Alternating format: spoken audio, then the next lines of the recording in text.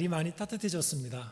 제가 지난 1월 달에 왔을 때만 하더라도 굉장히 추웠는데 오늘 특별히 또 오늘 아주 따뜻한 날이 되었습니다. 오늘 여러분과 함께 내 몸에 새겨진 나사로의 흔적, 좀 제목이 어렵습니까? 내 몸에 새겨진 나사로의 흔적. 저도 짓고 난 다음에 조금 고민했습니다. 좀 다르게 할 걸 했는데 한번 이 말씀으로 저와 여러분들 하나님께서 오늘 나에게 또 우리에게 주시는 말씀이 무엇인지 다시 한번 깊이 생각해보고 이 말씀 붙들고 또 한 주를 힘있게 살아가시는 여러분들 모두가 되시기를 주님의 이름으로 축원합니다. 지금으로부터 수십 년 전만 하더라도 굉장히 삶 자체가 어려웠던 시절이 있었습니다. 저희 어머니께서는 1939년생이신데 저희 어머니께서도 그런 시절을 보내셨고 여기에 계신 많은 분들도 그 어려운 시절을 다 보내셨을 것입니다. 그때는 저도 잘 모르겠지만 들은 바로는 참 어린 자식의 입에 먹을 걸 줘야 되니까 참 먹을 걸 구하기 위해서 돈을 버는 것도 잘 안 되던 시절에 참 힘들게 사셨다는 이야기를 저도 많이 들었습니다. 몇 주 전에 저희 어머니와 또 제 아이들이 함께 이렇게 만났을 때가 있었는데 그때 어쩌다가 보니까 저는 같이 대화에 있지는 않았고 옆에 있었어요. 그런데 그때 어떤 먹는 이야기가 나왔습니다. 그래서 저희 아이들의 할머니와 아이들이 셋이서 같이 얘기를 하다가 먹는 문제를 얘기하다가 저희 아이들의 할머니께서 옛날에 나는 어렸을 때 배가 고플 때는 산에 가서 소나무 그 속껍질을 이렇게 깎아가지고 그거를 입에 잘근잘근 씹어 먹었어, 이렇게 말씀을 하셨어요. 저도 들었어요. 근데 그 제 막내가 그 이야기를 듣고 한마디 하는 거예요. 와, 그거 몸에 좋은 거예요? 묻는 거예요. 풍요로운 시대를 살아온 우리 아이들은 먹을 게 이렇게 많은데 뭐 굳이 소나무 속껍질까지 먹어야 되나 생각하면서 특별히 그게 몸에 좋은가 보다 이렇게 생각했을 수도 있겠죠. 그런데 그 40년대를 소녀로 살아갔던, 근데 먹을 것이 부족해서 정말 가난하게 살았던 저희 어머니의 입장에서는 어떤 면에서는 생존이었죠. 이건 먹어야 됐던 거죠. 먹을 것이 없던 시절이었기 때문에 그렇게 힘들게 살았습니다. 그런데 먹을 게 너무 많고 풍요로운 시절을 살아가는 지금의 시대에는 그냥 그것은 건강식이었나 보다 이렇게 생각할 수도 있겠죠. 이제는 누가 봐도 풍성한 시대가 분명히 된 것은 맞습니다. 저도 풍성한 시대를 경험한 세대죠. 저는 보릿고개 잘 모르거든요. 저는 그걸 모르고 살았던 시대입니다. 그러니까 지금은 더더욱 훨씬 더 풍요로운 시대가 되었습니다. 먹을 것이 없어서의 문제가 아니고 지금은 어떻게 하면 살을 좀 더 뺄까, 다이어트도 고민을 해야 되는 그런 시대가 된 거예요. 그리고 우리에게 주어진 시간, 이 시간을 어떻게 하면 더 효과적으로 더 유익하게 보낼까, 이제 그런 생각을 해야 되는 때가 되었습니다. 어떻게 하면 더 나에게 주어진 시간을 잘 보내고 또 어떻게 하면 음식을 잘 먹어서 내 몸에 건강하게 먹을까, 이런 생각을 하게 되었죠. 이게 좋은 겁니다. 꼭 그렇게 해야 되죠. 시간을 잘 보내야 됩니다. 몸에 좋은 것들을 잘 선택해서 섭취하고 먹어야 되는 거 분명히 맞죠. 그럼에도 불구하고 우리가 생각해 보고 싶은 것은 이런 거예요.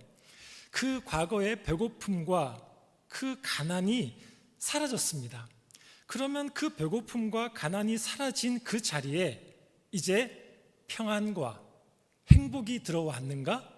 이렇게 생각해 보면은 그거는 또 다른 문제라는 생각을 하게 되죠. 분명히 그때는 마음껏 먹고 마음껏 살 수 있으면, 힘있게 살 수 있으면은 행복할 것 같고 평안할 것 같았는데 지금 시대는 너무도 마음껏 먹을 수 있는 시대가 되었는데 왜 우리나라는 세계에서 가장 자살이 많고 왜 외국의 많은 사람들이 대한민국은 그 행복 지수가 너무 낮다라는 거예요. 이렇게 잘 먹는 나라가 되었음에도 불구하고 그런 이상한 일들이 생기게 되는 거죠. 이건 육적인 삶에서 그렇습니다. 이제 한번 우리의 영적인 삶에서도 한번 이렇게 접목을 해보면 어떨까 싶습니다. 예를 들어서 예수님을 믿는 것 자체가 어려웠던 시절이 있었습니다. 우리 초기 기독교 시대가 그랬었고요. 그때는 뭐 말할 것도 없죠. 예수를 믿으면 죽을 수도 있는 시대를 우리 기독교가 거쳐왔지 않습니까? 우리 이 조선 땅에 처음 복음이 들어왔을 때도 마찬가지예요. 그때도 예수를 믿으면 귀신 들렸다 그러고 제사도 안 지낸다고 그러고 하면서 굉장히 핍박받으면서 믿는 사람들이 어려움 가운데 삶을 살았었습니다. 지금까지도 우리 바로 가까운 북한은 온전히 예배와 찬양 불가능하죠. 가지고 혹여 예배하고 찬양했다가 사형을 당하는 일들은 굉장히 많이 있었고 굉장히 고통을 당하게 되는 일이 바로 지금 북한에서도 있게 되죠. 예수를 믿기 어려웠던 시절이 있었습니다. 지금 우리는 마음껏 예배할 수 있고 마음껏 찬양할 수 있습니다. 마음껏 설교도 할 수 있잖아요. 혹시 안 들릴까 봐 마이크까지 다 있고 이 좋은 스피커까지 다 있어가지고요, 부족함이 없습니다. 1800년대까지만 하더라도 목사의 조건 중에 무엇이 들어갔냐면 성량이 커야 됩니다. 마이크가 없으니까 성량이 크고 배도 좀 많이 나와서 큰 소리로 말할 수 있는 사람이 목사를 할 수 있었어요. 아니면 안 들리니까요. 저처럼 이렇게 성량 작은 사람은 안 되는 거예요. 저기 멀리 있는 사람까지 또 야외 설교가 많았었거든요. 마이크도 없는데 어떻게 하겠습니까? 지금은 너무 우리가 예배드리기 좋은 환경 속에 찬양도 마음껏 할 수 있습니다. 필요한 악기 있으면 우리가 다 구입해서 사용할 수도 있는 시대가 되었죠. 자, 그러면 과연 이렇게 마음껏 하나님을 찬양하고 예배할 수 있는 때가 되었는데, 그러면 우리의 영적인 간절함은 더 커졌습니까? 하나님을 향한 그 신앙이 더욱더 돈독해지고 하나님을 향한 사랑이 더욱더 커졌습니까? 꼭 그렇다고 말할 수는 없는 것, 우리 너무도 잘 알죠. 고난과 힘겨움이 분명히 사라졌지만 그럼에도 불구하고 이상하게 우리에게는 영적인 무감각이 때로는 생기지 않았나, 이런 생각도 합니다. 너무 풍요로워서. 여러분, 홍수가 나면 마실 물이 없다고 합니다. 오늘날은 말씀이 넘쳐나지 않습니까? 어느 교회, 그러면 그 교회 목사님 설교 다 들을 수 있죠. 한국에서 유명한 목사님 설교, 여러분 전화기만 있으면 다 들을 수 있습니다. 말씀이 넘쳐납니다. 그러면 그렇게 말씀이 넘쳐나니까 우리가 더욱더 하나님을 많이 알아가게 되고 더욱더 우리가 하나님을 더 알면서 간절해지고 믿음으로 살아가게 됩니까? 또 그런 것도 아닌 것 같죠. 예전에 제가 어떤 모임에서 교제를 할 때 그때 그 형제가 그 당시에 20살 정도였습니다. 남자 형제였는데 그 형제가 우즈베키스탄에서 한국으로 왔어요. 근데 저는 그보다 나이가 훨씬 많았거든요. 같이 모임에 이렇게 서로 마음을 이렇게 나누는데 형제가 많이 우는 거예요. 왜 우냐 그랬더니 그 형제의 말이, 자기가 우즈베키스탄에 살 때는 예수님을 믿는다는 말을 할 수가 없었대요. 가족은 이슬람이고 하기 때문에 절대 말할 수 없는데, 그때는 예수님을 너무너무 사랑했고 그 신앙이 자기가 봐도 너무 뜨거웠다는 거예요. 근데 한국에 왔는데 그 과거의 뜨거운 마음이 도대체 왜 없을까? 그때 고등학교 다닐 때 그때는 내가 너무너무 뜨거웠는데 이제 청년이 되어서 한국에 이렇게 자유로운 나라에 왔는데 과거의 그 신앙이 자기에게는 도무지 없어가지고 이상해가지고 눈물을 흘리는 거예요. 참 이상하죠? 마음껏 예배할 수 있게 되었는데 이상하게 영적으로는 전혀 다른 모습이 나타나게 되는 거예요.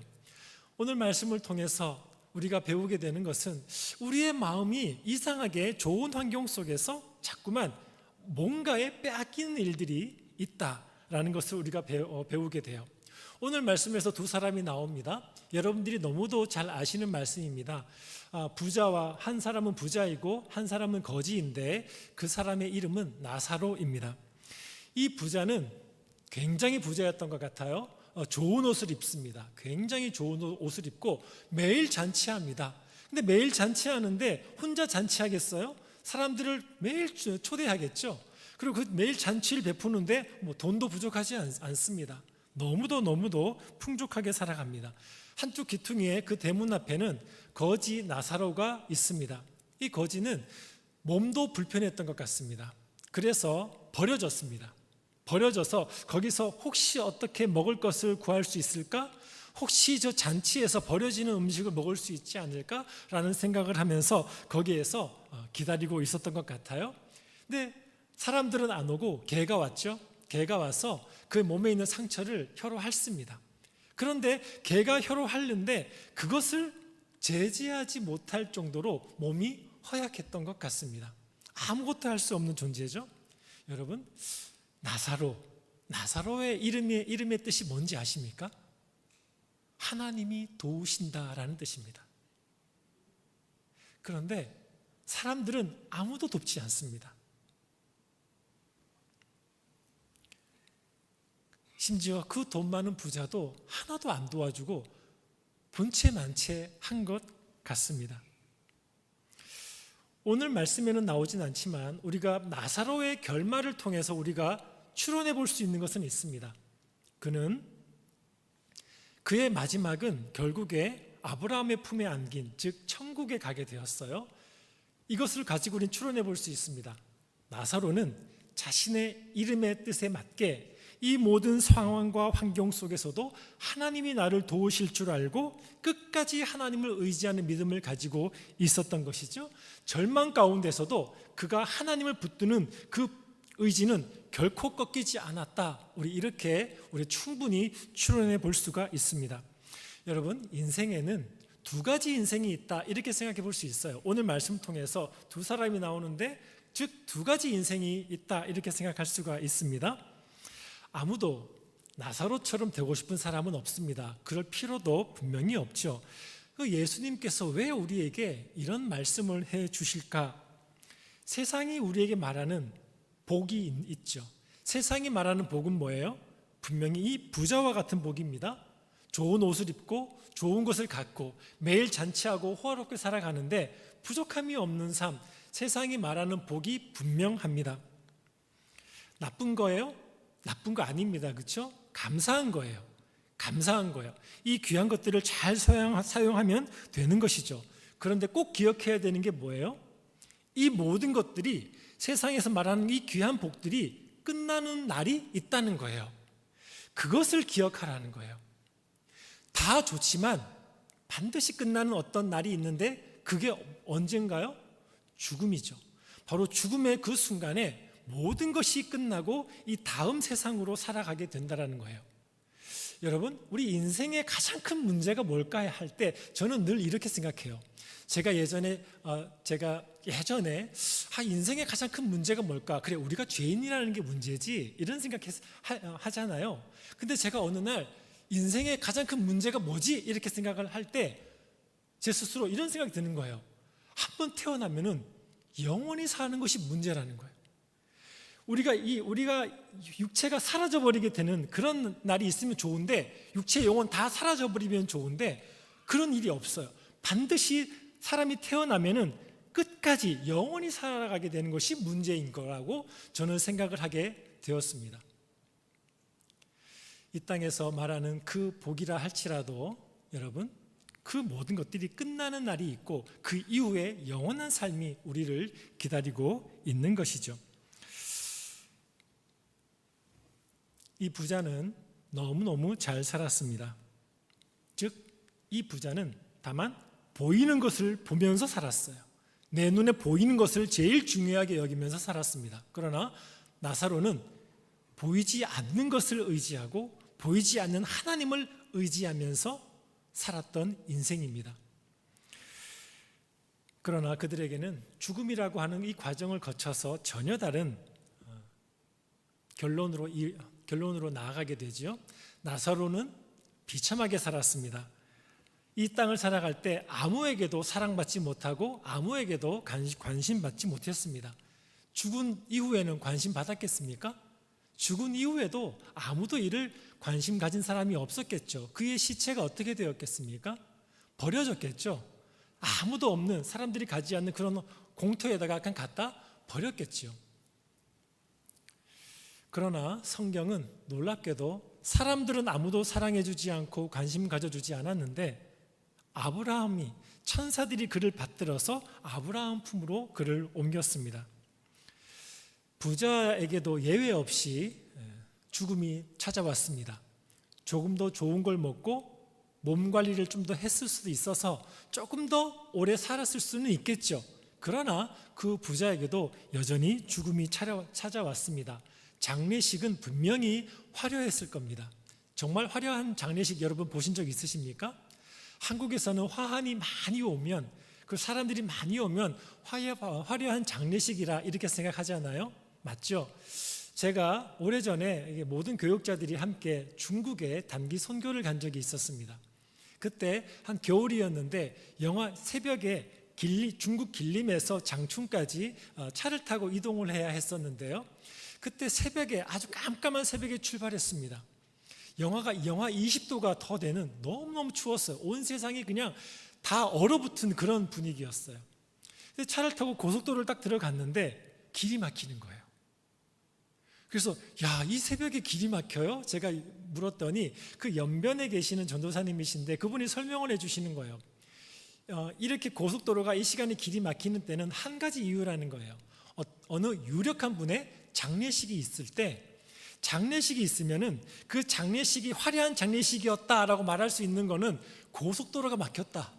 그 장례식이 있는 것 때문에 고속도로가 막혔다 그러면은 그 장례식을 하는 가족에게도 굉장히 위로가 되고 기쁨이 되고 한다는 거예요. 그래서 사람들이 차를 가지고 가서 굳이 그 길을 막게, 고속도로까지 막히게 해준다는 거예요. 진짜 그 장례식이 있는 곳을 딱 빠져나가니까 그냥 차가 아무도 없어요. 진짜 화려한 장례식이 제가 본 적이 있어요.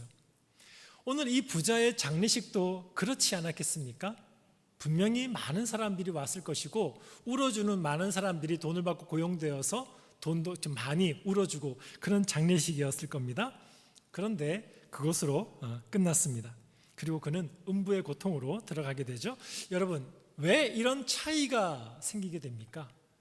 무엇이 이들의 둘 차이를 만들었을까 한번 생각해 보게 됩니다. 하나님의 생각은 우리의 생각과는 정말 많이 다르십니다. 부자가 부자이기 때문에 지옥에 간 것입니까? 그렇지 않죠. 나사로가 가난했기 때문에 천국에 간 겁니까? 그렇지 않습니다. 하나님께서는 사람을 외모로 보지 않으십니다. 결코 그런 것 때문에 하나님께서는 사람을 구분하거나 차별하지 않으시죠. 오늘 25절 말씀을 제가 한번 읽어드리겠습니다. 아브라함이 이르되 너는 살았을 때에 좋은 것을 받았고 나사로는 고난을 받았으니 이것을 기억하라. 이제 그는 여기서 위로를 받고 너는 괴로움을 받느니라. 너는 살았을 때 좋은 것을 받았다라는 거예요. 살았을 때. 이것이 무슨 말일까요? 살았을 때 좋은 것 받고 부자 되면 지옥 가는 거예요? 아니에요. 그가 살았을 때 좋은 것을 받았다는 것은 그가 이 땅을 살아가면서 한 가지 선택을 했다는 거예요. 무엇을 선택했을까요? 자신이 보기에 좋은 것을 선택하면서 살았다는 거예요. 눈에 보기에 좋은 것을 선택하면서 삶을 살았다는 겁니다. 내 눈에 보기에 좋은 것만 선택했기 때문에 그는 결코 대문 바깥을 보지 않았던 거예요. 대문 바깥에 누가 있는지, 오직 자기의 파티, 자기의 잔치만을 생각했던 거죠. 내 집 울타리 넘어서 다른 것들은 아무것도 보지 않고 그 결과 그는 아무것도 없는 자로 결과적으로 그렇게 된 것이죠. 여러분, 이 세상, 저와 여러분들이 지금 호흡을 하며 살아가는 이 세상은, 이 시간은 그냥 흘러가는 시간이 아닙니다. 이 시간은 결정적으로 중요한 시간이죠. 왜 그렇습니까? 지금 이 시간 가운데 하나님께서는 알곡과 가라지를 결정하고 구분하는 바로 그 시간입니다. 얼마나 중요한 시간인지 모릅니다. 그냥 열심히 살아가면 되는 것이 아니고, 그냥 시간을 유익하게 보내면 되는 것이 아니고, 이 시간 가운데에서 현재 알곡과 가라지가 나누어지고 있다는 거예요.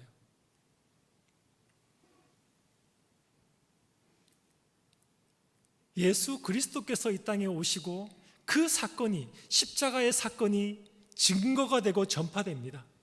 그 복음을 믿은 성도들이 선교를 합니다. 그 선교하는 선교를 통해서 교회가 세워집니다. 그 교회를 구성하는 성도들이 어떻게 살아갑니까?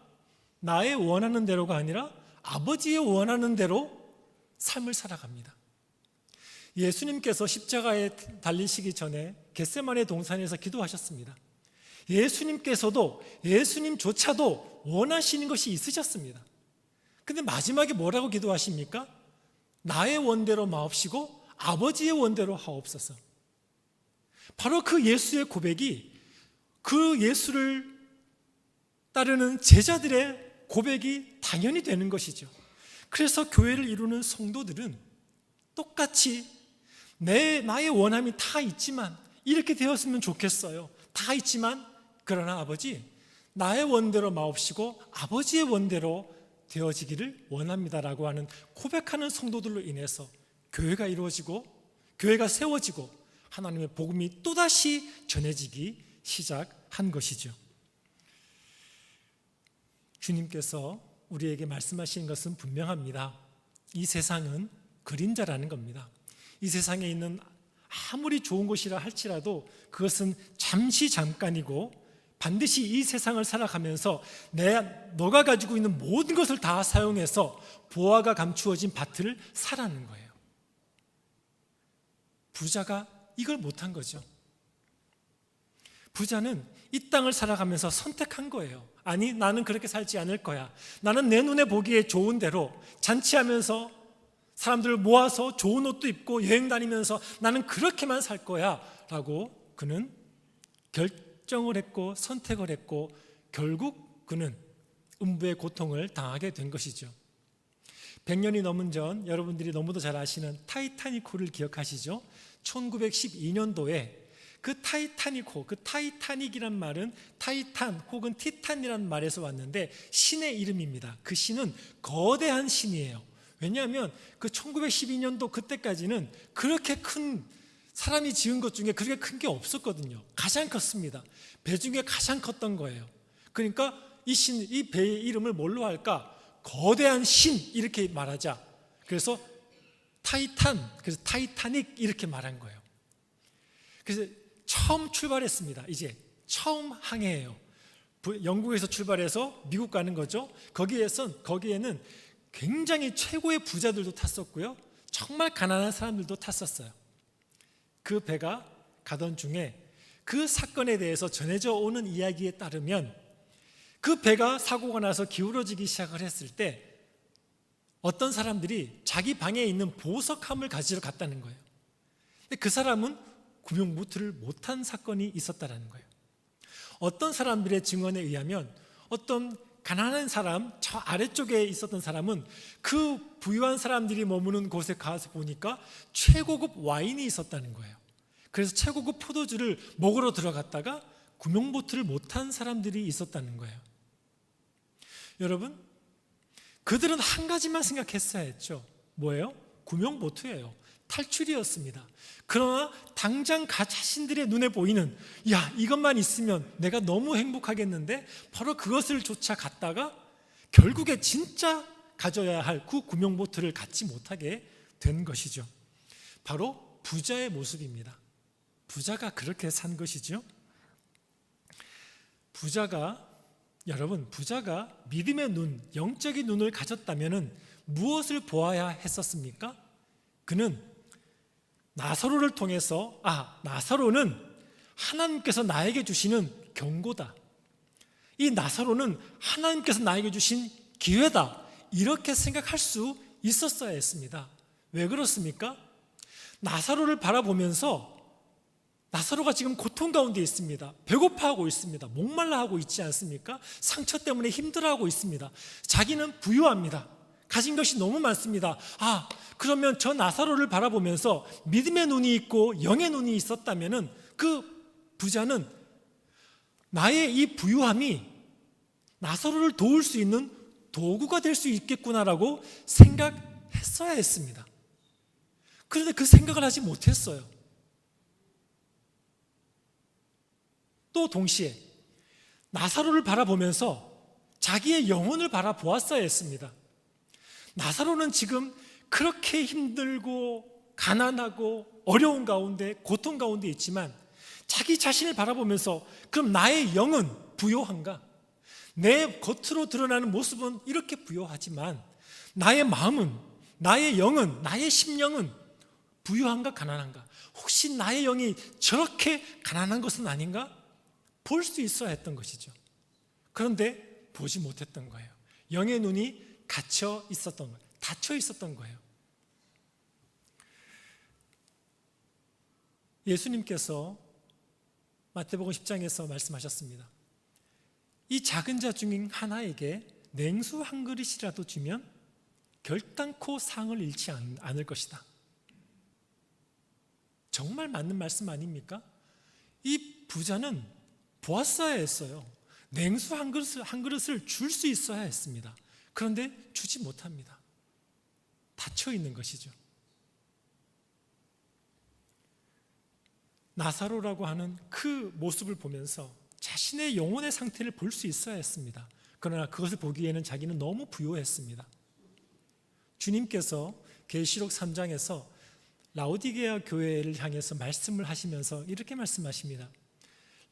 너희가 말하기를 나는 부요하여 부족함이 없다 하나 너의 곤고함과 너의 가련함과 너의 가난함과 너의 눈먼 것과 너의 벌거벗은 것을 알지 못하는도다. 정확하지 않습니까? 여러분, 너무 정확하지 않습니까? 작은 자에게 냉수 한 그릇 줄 수 없는, 나는 부요해서 너무 부족한 것이 없어서 나 아무도 부족한 것이 없어. 그런데 그의 영혼은 곤고했고요, 가련했고 가난했고 눈멀었고 벌거벗었습니다. 이 부자는 닫혀 있는 겁니다. 아무것도 보지 못하는 것이죠. 그의 굶주림을 보면서 자기의 영혼이 굶주려 있다는 것을 볼 수 있어야 했죠. 너무 배불러서 영적 배고픔을 알지 못했던 겁니다. 그 나사로를 향해서 거지라고 말할 수는 있었으나 자기 자신이 영적인 거지인 것은 알지 못했던 거예요. 성도 여러분, 우리의 부요함이 때로는 가난함을 잊게 할 때가 있습니다. 우리의 높아짐이 때로는 낮아짐을 잊게 할 때가 있습니다. 하늘에 계신 하나님을 사랑한다라고 말하면서 땅에 있는 이웃을 사랑하지 못할 수가 있습니다. 그러므로 하나님을 믿는다라고 우리가 말만 하지 말고 부요함 가운데에서 가난함을 기억하는 겁니다. 높아짐 가운데서 낮아짐을 늘 잊지 않고 기억하는 겁니다. 늘 우리의 마음이, 우리의 심령이 가난하게. 왜 그렇습니까? 심령이 가난한 자는 복이 있죠. 왜 복이 있습니까? 천국이 그들의 것입니다. 부자가 심령이 가난하기만 했어도 아브라함의 품은 자기도 안길 수 있는 품이었습니다. 그런데 못 가는 겁니다. 왜? 부요해서 그것은 괜찮습니다. 그러나 심령이 너무 부요했습니다. 우리의 물질만을 말하는 것이 아니죠. 우리의 시간, 우리의 재능, 우리가 가지고 있는 모든 것을 다 사용해서 할 수만 있으면 흘려보내는 삶을 살아야, 냉수 한 그릇을 주는 삶을 살아야 우리가 주님의 제자라고 말할 수 있지 않겠습니까? 하나님의 자녀라면 표와 증거가 나타납니다. 부자와 같은 그런 표와 증거가 아니라 나사로와 같은 그런 표와 증거. 본문이 말은 하고 있지는 않지만 나사로 하나님이 도우시는 줄 알고 이 모든 상황 속에서, 모든 도움이 끊어진 그 상황 속에서도 하나님을 원망하지 않고 하나님을 끝까지 신뢰하는 겁니다. 동시에 이 좋은 것을 지금 내가 다 누리지 못한다 할지라도 장차 올 하나님의 그 영광스러운 날을 위해서 끝까지 소망을 잃지 않는 겁니다. 동시에 나의 모든 교만이 다 끊어지고 이 모든 고통을, 나와 같은 고통을 당하는 자들을 향해서 똑같은 마음으로 그들을 긍휼히 여겨주는 마음. 이거 우리가 절대로 잊지 않는 것이죠. 그리고 끝까지 하나님께서 나를 부르시는 그날까지 끝까지 이 믿음을 인내하는 그 인내. 그러므로 여러분, 하나님을 신뢰하고 하나님을 소망하고 긍휼한 마음으로 끝까지 인내하는 그 마음이 성도에게 필요한 것이고, 이것이 바로 성도의 표와 증거가 되는 것이죠. 그 나사로의 모습이 우리에게도 있어야 하는 것이죠.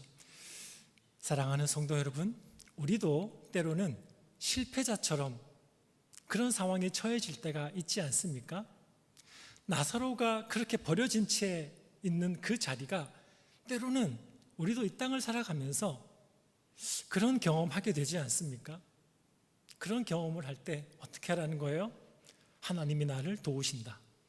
나사로의 그 이름이 바로 내 이름이 되어서, 나사로의 흔적이 바로 내 흔적이 되어서 끝까지 신뢰하고 소망하고 긍휼히 여기는 마음으로 끝까지 인내하면서 살아가는 그 성도가 교회를 세우게 되는 것이죠. 그 성도가 예수의 제자가 되는 것입니다. 성경은 절대로 예수 믿으면 고난이 없고 고난이 사라지고 꽃길만 걸을 거라고 성경은 말하고 있지 않습니다. 기독교 2000년 역사를 보십시오. 이 교회가 2000년 역사 속에서 황홀한 아주 호화로운 궁궐 속에서 교회가 성장하지 않았습니다. 교회는 길고 어두운 터널, 고난의 터널을 통해서 늘 교회는 세워져 왔고 성도들은 그렇게 살아왔습니다. 교회가 세우실 때 여러분, 우리가 상상할 수 있겠습니까? 교회가 어떤 곳에 세워집니까? 좋은 땅에 세워집니까? 처음에는 그렇지 않았습니다.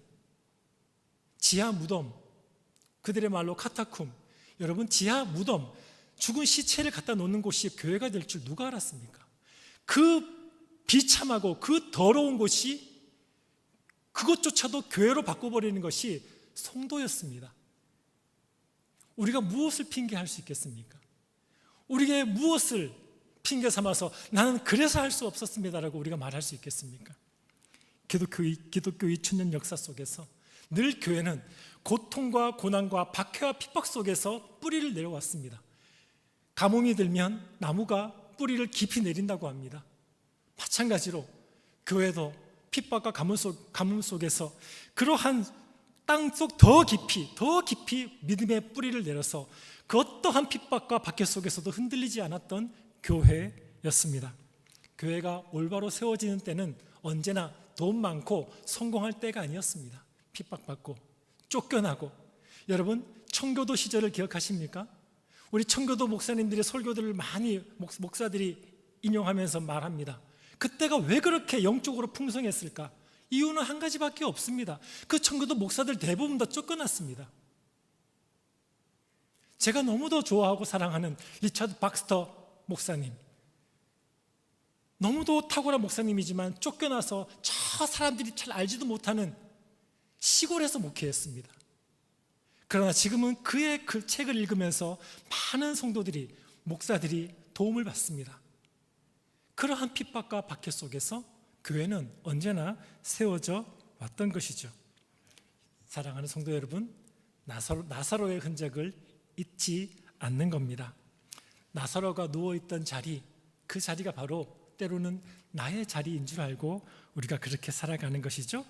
나사로의 모습을 바라보면서 지금 나의 영혼은 어떤 모습일까? 혹 부자의 모습을 바라보면서 혹은 지금 나의 영혼의 상태는 어떠한가?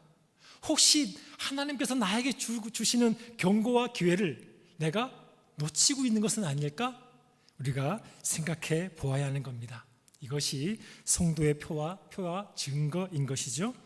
부자가 아니라 바로 나사로의 흔적, 부유함 가운데서도 나사로를 기억하면서 우리의 영혼이 계속해서 심령이 가난한 마음으로 난 하나님이 더 필요합니다.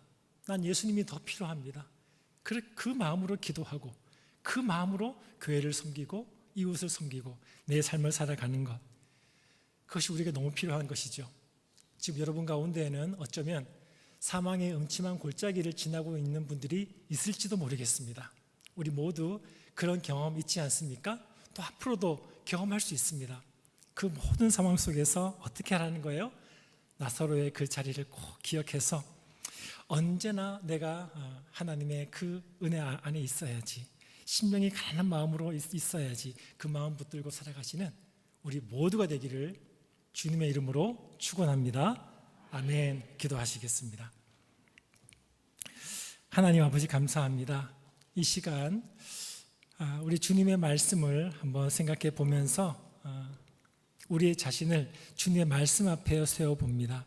아버지 하나님, 바라기는 우리의 마음이 결코 부요함 가운데 있지 않게 하시고 언제나 어떤 상황 속에서도 예수님이 필요함을 알고 늘 심령이 가난한 그 마음으로 우리의 주어진 삶을 살아가게 도와주시옵소서. 우리의 믿음이 없습니까? 주님, 믿음을 더하여 주시옵소서. 지식이 부족합니까? 지식을 채워 주시옵소서. 그 믿음과 지식 모든 것들이 다 있어도 여전히 예수 그리스도가 필요한 그 마음 붙들고 살아가는 우리 모두가 되기를 간절히 소원합니다. 예수 그리스도의 이름으로 기도합니다. 아멘.